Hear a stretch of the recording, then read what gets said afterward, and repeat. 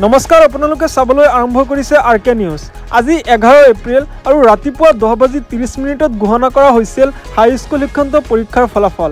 ফলাফল ঘোষণাৰ লগে লগে ৰাজ্যৰ চৌদিশে আনন্দ উল্লাস দেখিবলৈ পোৱা গৈছে।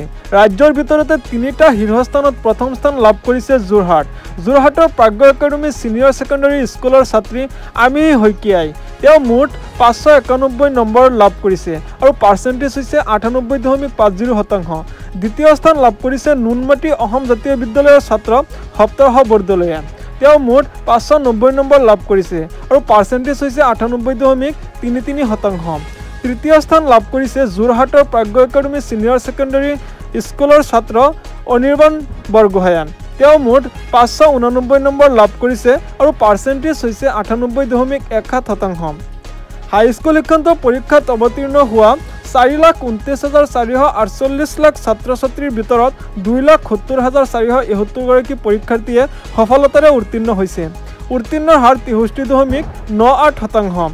উত্তীৰ্ণৰ ক্ষেত্ৰত ছাত্ৰৰ হাৰ 67.59%ৰ বিপৰীতে ছাত্ৰীৰ উত্তীৰ্ণৰ হাৰ 61.09%।